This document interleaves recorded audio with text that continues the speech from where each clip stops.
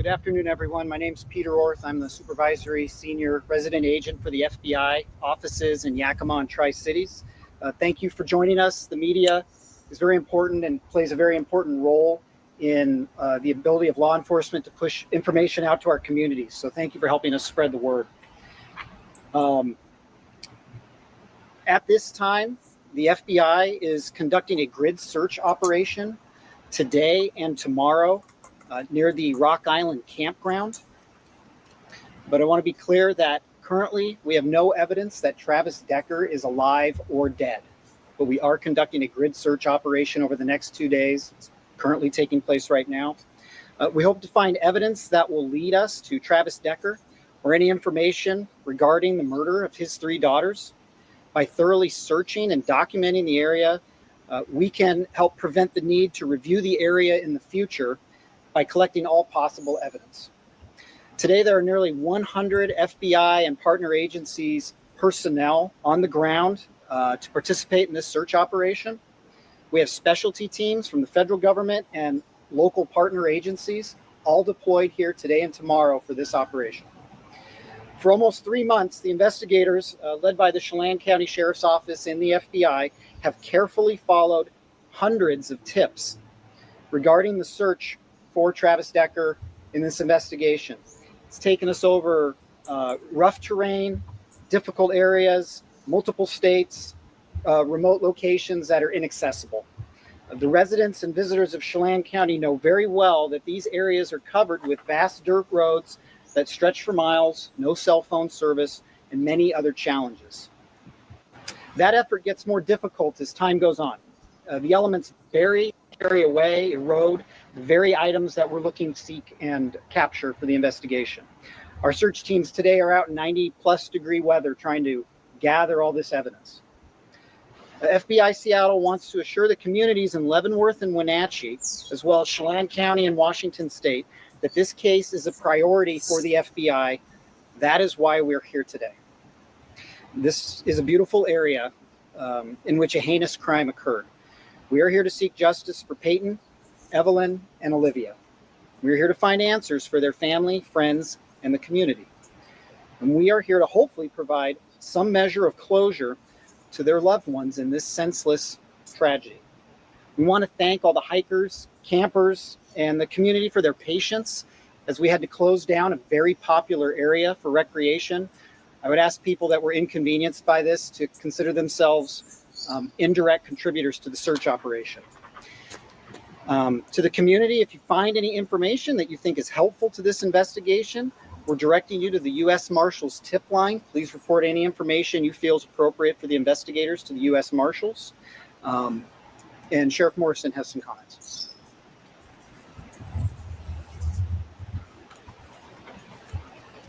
Thank you. Thank you all for being here again. I just want to publicly recognize Paityn, Evelyn, and Olivia again. We have not forgotten about them. We still send our thoughts and prayers up to them. We're thinking of their family during this time. But more importantly, I just want to say thanks to the Seattle office of the FBI and all the partnering offices that have also come out to support this current operation. We've made it very clear over the last 3 months that we have not given up. We've continued to track down leads. Our investigative unit continues to follow up on evidence that's coming back from the Washington State Patrol. We thank Chief Batiste and his agency for, again, being a valuable partner. You see them out there again today. I'd also like to thank the U.S. Marshals Service for also being out with us during our search. I'd also like to thank the Yakima County Sheriff's Office, the Yakima Police Department, the Spokane County Sheriff's Office, and our agency for being out there, along with the U.S. Forest Service, the U.S. Army's Criminal Investigation Division, and Central Washington University's Anthropology Department. Again, we recognize Chelan County Sheriff's Office as a medium-sized agency. We couldn't do this investigation on our own without our partners coming alongside of us, providing us the resources we need in order to give the kind of investigation that these 3 young girls deserve, their family deserves, and more likely that our community also deserves. We want to bring closure. We want to bring answers. We understand the frustration. We're feeling it as well. It's been 3 months. We would love to have Travis Decker in custody, standing in front of a judge. We recognize that at times these kind of investigations take time. It's going to take perseverance. And as we saw with our partners in Okanagan County Sheriff's Office, after 3 years, they were able to track down their homicide suspect, unfortunately deceased in a homeless camp in Spokane. We recognize that those are the kind of outcomes that do come over time. So it's going to take patience, understanding from our community. Again, we appreciate Whitney, her family, the girls' families and friends, for being patient and understanding with the Sheriff's Office, for being understanding that our partners are doing anything and everything possible to do a thorough investigation, following up on all leads, and not limiting any kind of resources that are available. I appreciate the funding that's come in to allow this kind of operation to take place today. You've seen this over the last several months with our partnering and neighboring agencies, not only nationally within the state, but also internationally that have followed up on leads on our behalf. Again, the Sheriff's Office and the citizens of Chelan County are appreciative. We'll continue to be appreciative. But again, we will not relent. We will not give up until this investigation is concluded and that Travis is accounted for and or taken into custody. Again, I appreciate your time. Thank you for being here, showing support for us. We'll take any questions you may have. Sheriff Michelle, could you be specific about why this is such a targeted location? It seems to be site-specific. What has led investigators here? Absolutely. So this is the primary area where the initial crime took place. We've had our agents, our investigators, along with the U.S. Marshals Service and our volunteer search and rescue team that did a thorough grid search around the initial campsite. We had our investigators embedded in with that process. The FBI is now following up behind to expand that out. Based off the information that we've received back from behavioral analysis on a possible outcome of how this may have gone or where Travis may have gone, we wanted to expand our efforts out. And further, we wanted to support and provide a solid foundation for our investigation and what areas we have searched for future investigators when they come on scene if we haven't settled this or found Travis in the next couple of years. But it's going to take us some time, and we're going to continue to do a thorough search and continue to expand out around the initial crime scene to ensure we didn't miss anything. I believe we did a thorough search initially, but again, when we come back with new technology, more resources, more personnel, that allows us to better document what we have covered for future investigations. And Sheriff Morrison, Brady Wakayama with King 5 News. How did you folks decide on the time, on how long you plan on being out here? Just 2 days rather than a week, or, less time or more time? Why is it only just 2 days, I guess? Based off the resources we had, and again, I'll let the FBI follow up further as they're the ones leading this investigation and the follow-up operation. It seemed appropriate with the amount of ground we were trying to cover. And again, we're mapping it out. If we need to expand further, I understand that they can take more time to expand out. But again, we've agreed on those 2 days. We'll reassess once that time frame comes to an end. And how much ground are we trying to cover over the next 2 days? As I understand it, we're going about a quarter-mile radius around the campsite. If we need to expand out further, we will. Based off investigations and follow-up we've done with the U.S. Marshal's Office, looking into similar cases, we found that historically and typically, you found the homicide suspect and those responsible within a quarter mile of the scene, either alive and or deceased. Is there any new evidence that you've uncovered that you can share with us that led you to this location? No, again, it's just due diligence, making sure that we're checking our boxes and doing everything we can to best map it out in the future in case there comes a time where I'm not in office or our investigators aren't in office. It's well documented. There's a well-established history. Anyone can pick up where we left off. We saw this with the Green River Killer case that started in the early 80s, expanded out in the early 2000s. I can tell you that a lot of the investigators that were assigned to that case have long since retired. Once he was taken into custody, again, we want to lay that kind of foundation in case our investigation goes that long. But we remain committed. We're going to make sure that we do a thorough job. Sheriff, are you guys still using air resources as well, or is this all from search today? This is all ground, but we do have air resources if we need to call them back in. And we appreciate the FBI for taking point on that. We also appreciate Spokane Police Department that brought their drone unit before. We've had our drone unit out, along with Spokane County, Snohomish County, King County, our air units, Washington State Patrol's fixed wing. So we know if we have to call upon them, they will be available. But this time we understand that getting boots on the ground and into the thicker brush is probably our best point moving forward. Sheriff, is there kind of a rush to get out here and possibly try to get things settled? I know that you're closing for the next 2 days, but Memorial or the next holiday is right around the corner. Do you guys foresee maybe taking the rest of the week, expanding into other areas, or is this just going to happen over the next few days and we're just going to wrap up before the holiday? We've never been rushed. So this is an investigation looking into the homicide of 3 young girls. If it requires us to expand our time out on the ground further, we'll do so. We're going to start off with 2 days. We understand that they're limited resources. These are taxpayer dollars that we're utilizing. We're not going to be wasteful with them, but we're going to make sure to be thorough. If we need to go out to the end of the week, we will. The holiday weekend is not going to obstruct our investigation or slow us down. We understand that it may be an inconvenience for those who want to come here and recreate. We are a tourist destination.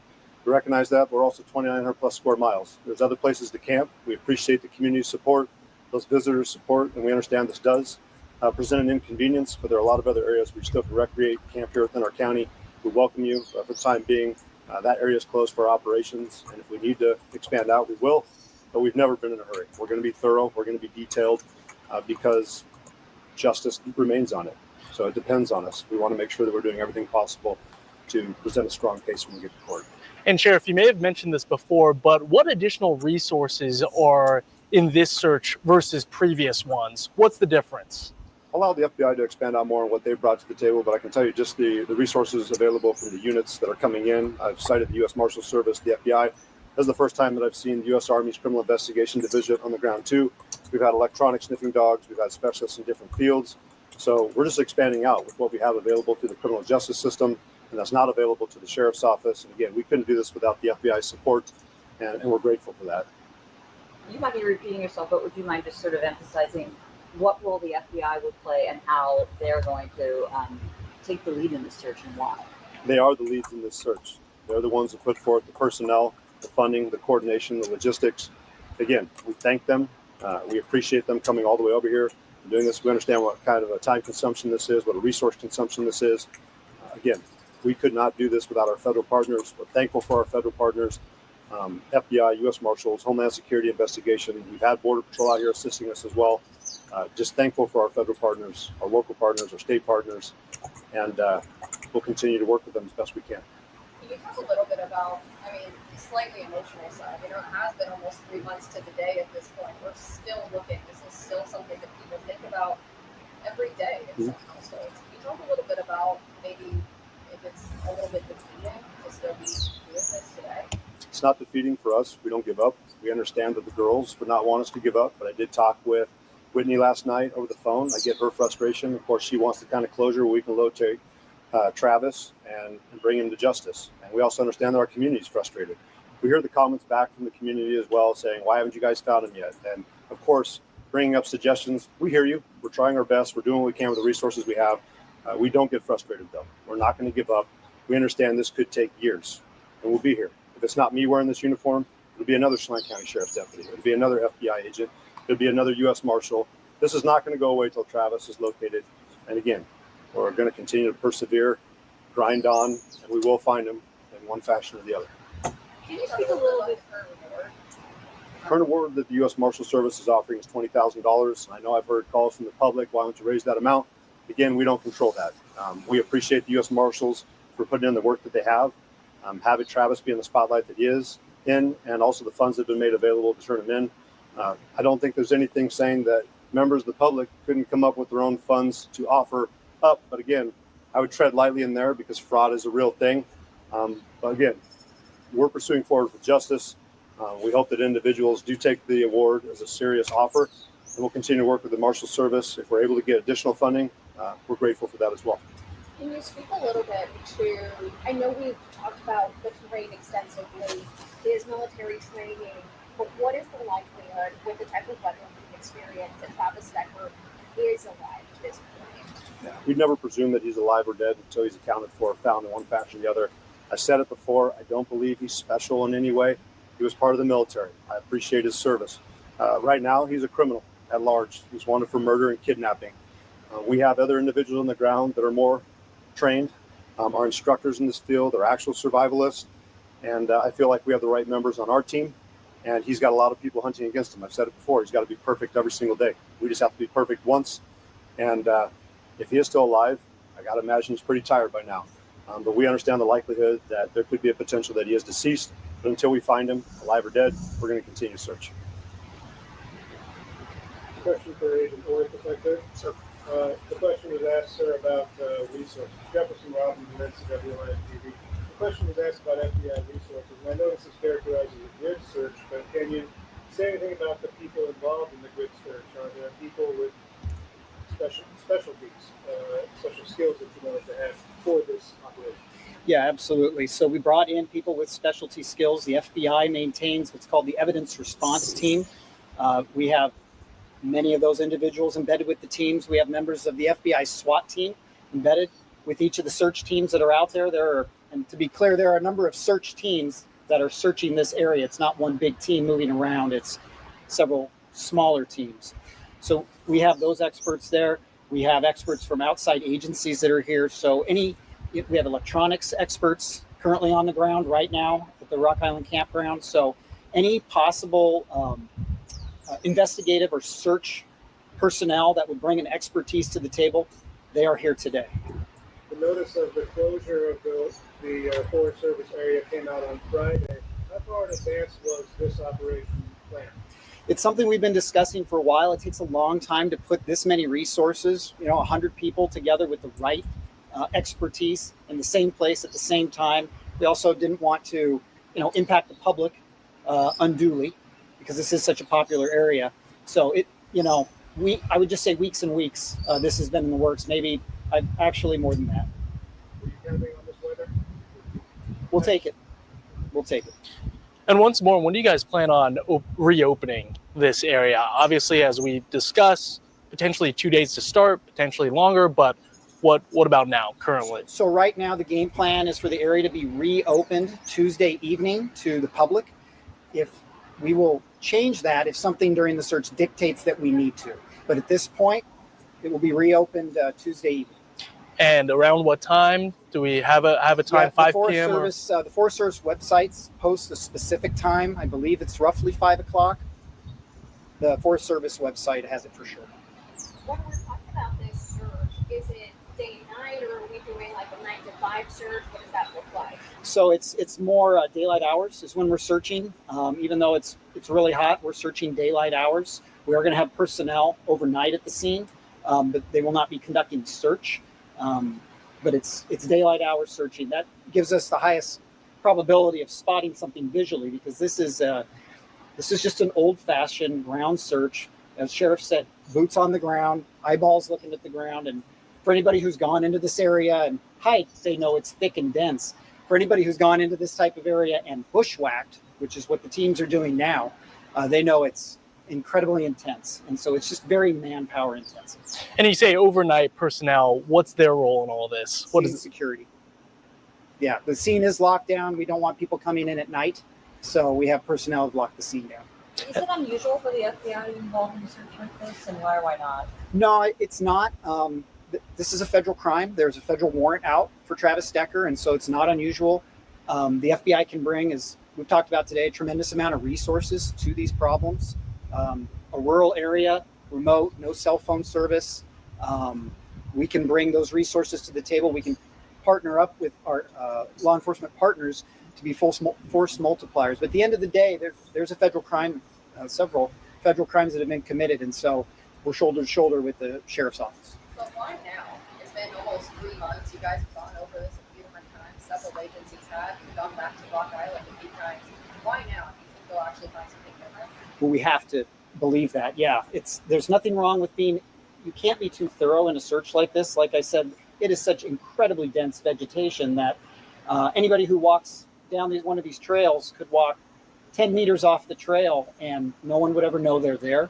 And so by coming in with a very, I would say, sophisticated search operation where everything has been divided up by GPS coordinates, responsibilities have been divided up very specifically. It's going to be documented electronically and visually what ground has been searched, what's been cleared, so that potentially future teams that come in don't need to go over the same area. Is there a fear that it's too late? I mean, there's been campers there. There's been people walking through that area.